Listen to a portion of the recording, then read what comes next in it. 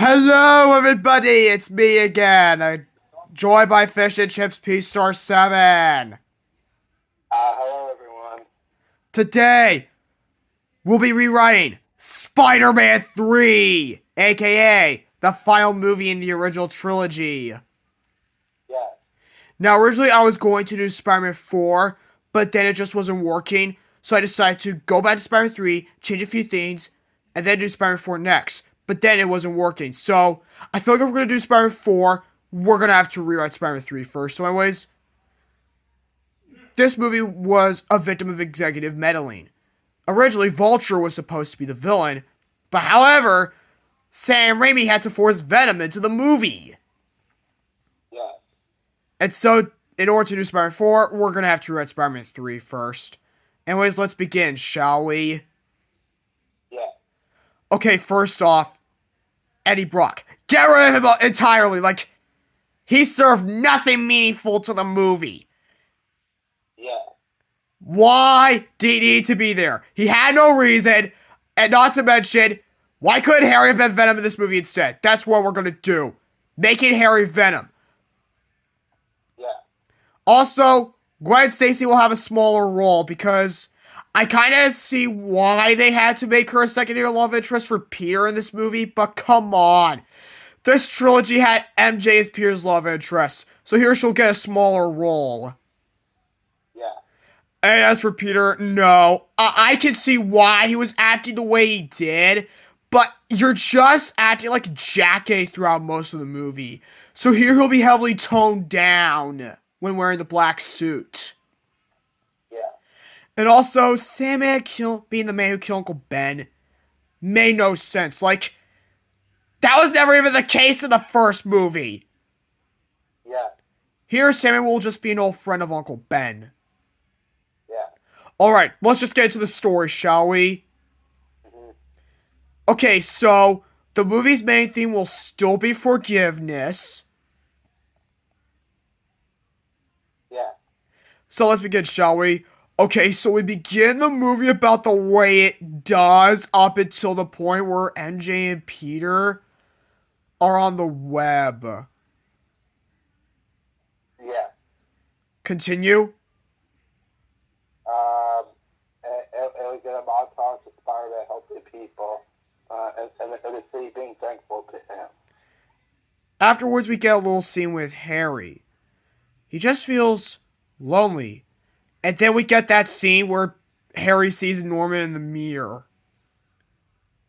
Yes. But here we're going to extend it to having it be a much darker scene where Harry feels like that he's being tortured by Norman. Yes. Continue the scene. And, and, and then when Norman pressuring his son to avenge him. Harry's like, no, I don't want to help you at first, but then Norman's like, you have to do what you need to do, son. If you want this to end, you need to kill Peter. Yes.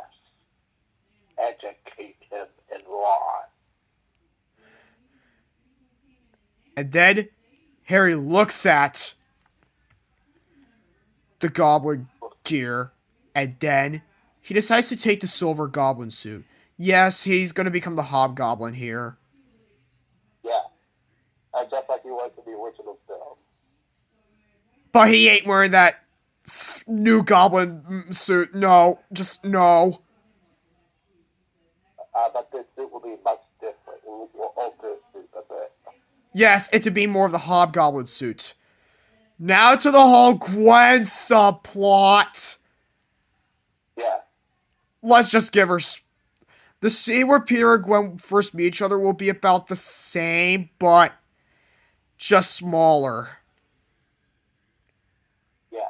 We get the same scene with Peter and Aunt May about forgiveness, but here we get to see that Aunt May once fell in love with a man named Flint Marco, but she ended up with Uncle Ben instead. Yeah. Yeah, we're just. How do I say this? Skipping through certain scenes. Yeah. Meanwhile, we cut to prison, and we see Flynn Marco holding a picture of his daughter, who is currently sick. I thought this would be a better introduction to Flynn Marco's character in this rewrite.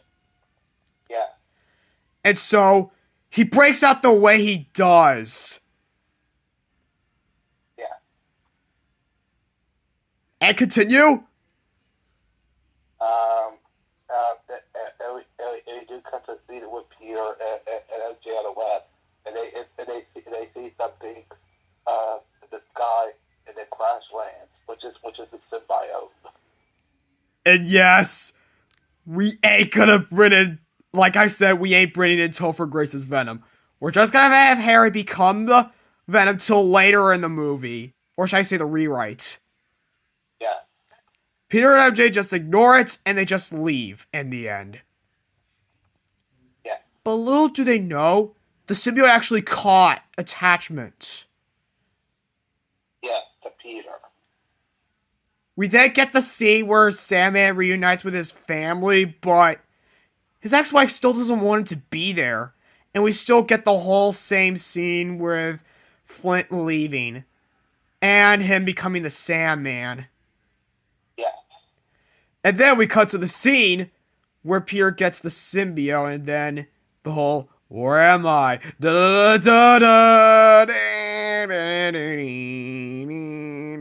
Scene. Except here, Peter would hear an alarm after taking off his mask. It's Flynn Marco.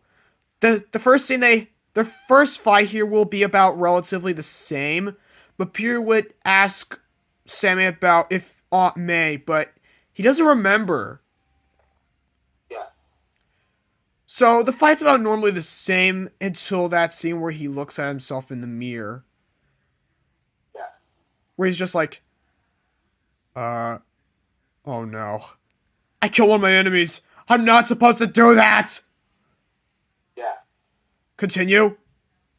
And we later cut to see learning about Flint Marco's death, and the townspeople that blame Spider-Man. Yeah. The whole city now hates him. So basically, he tries to find some reassurance, and the only person he finds is Harry. Yeah, However, Harry has something that Peter doesn't know.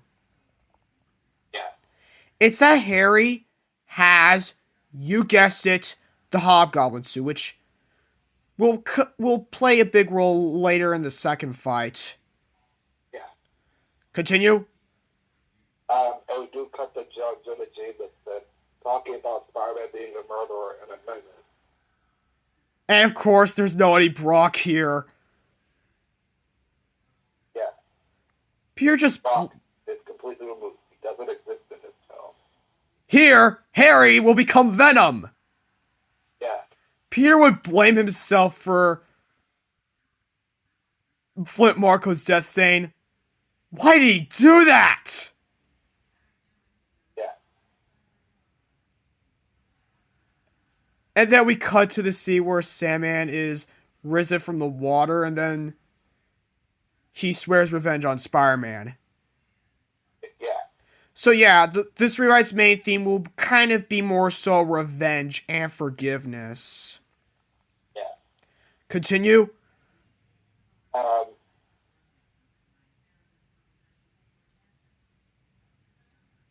and meanwhile we cut to Harry. Meanwhile we cut to Harry learning about Spider-Man, about the controversy surrounding Spider-Man. And so Harry seeks this as a way to get revenge. Peter is leaving to go with MJ till Harry attacks him, much like in the original movie. But here the fight is much more intense, and Harry just doesn't need MJ because here that won't really make any sense. Like, Yeah, he knows Peter and MJ are together. Like, why does he need to aim for the heart here? And the whole Harry amnesia thing is cut out. Like, he gets knocked out, and then is sent to the hospital, but doesn't have any amnesia. Continue. and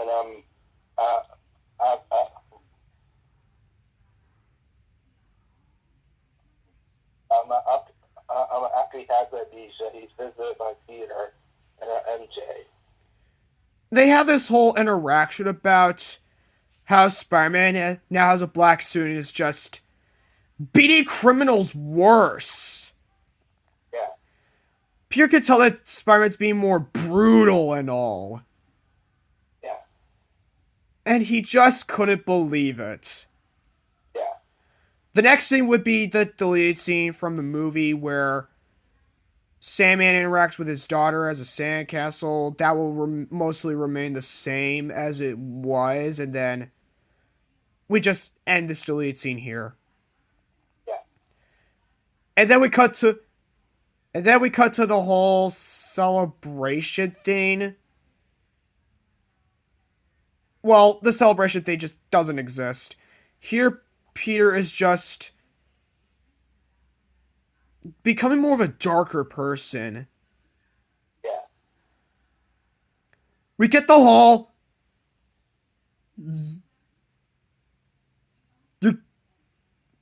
here, let me look up that scene.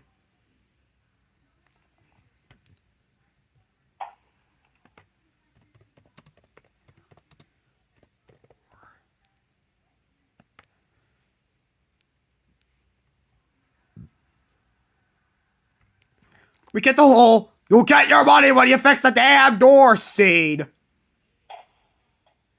Yeah. But here Peter just acts less of a jackie. Because here he's heavily toned down. Yeah. Now Peter would just be wondering about what MJ could do next.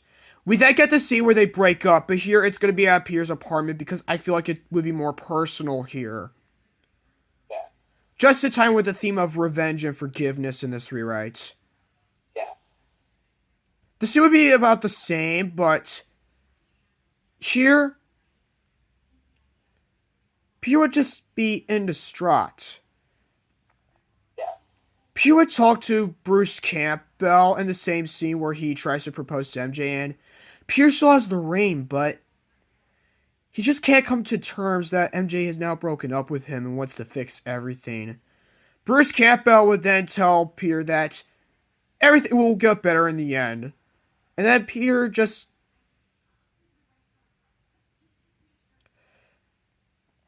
feels lonely. We get a scene where where he wants to go to Dr. Connors, which he does. The scene will be almost exactly the same. But the only difference here is that Connors explains to the symbiote more detail to Peter that if he continues wearing this symbiote, he might become a killer on the streets, killing his enemies nonstop. Yeah. And so Peter decides to debate on whether he should get rid of the black suit or not. In which he does. But there's no Eddie Brock, so here the symbiote would just slither away. Yeah. And then we get the whole scene at the whole penthouse fight scene with Peter and Harry, but the only difference is that Peter just doesn't throw the bomb at Harry's face. Rather, he just stops Harry normally, and then he's like, I can't come to terms anymore. I'm done. Peter just then decides to give up the suit because he's like, you know what? I think it would be for the best that I'm just done being a hero. Yeah. And then we get a scene with the symbiote coming towards Harry as he is knocked unconscious. Yeah. We then get the same scene with Sandman and Venom meeting each other for the first time, but the difference here is that Venom has revealed that he has his daughter, and that if he wants to save her, they need to kill Spider-Man first. Yeah. Now, Venom would kidnap both MJ and Gwen because it just makes sense. Yeah. And then Peter would see what's going on TV, along with Aunt May. And so the fallout would be almost the same, but due to the fact that the new goblins now have the picture, Sammy would just back away and punch Venom. And so the fallout would be pretty brutal here. Peter's just losing. Yeah. He's getting suit tears all of a sudden. Then, when Sandman's just out of the picture for a while, he thinks of a way to break the symbiote and Harry free, which he tries doing so, but Harry tells Peter to get MJ and Gwen out of here. Because here, Harry grabs a pumpkin bomb, which he secretly had this entire time, and so makes the decision to kill himself and the symbiote, which he does. And so Peter just punches his fist, knowing that Harry is now dead. It begins to tear up.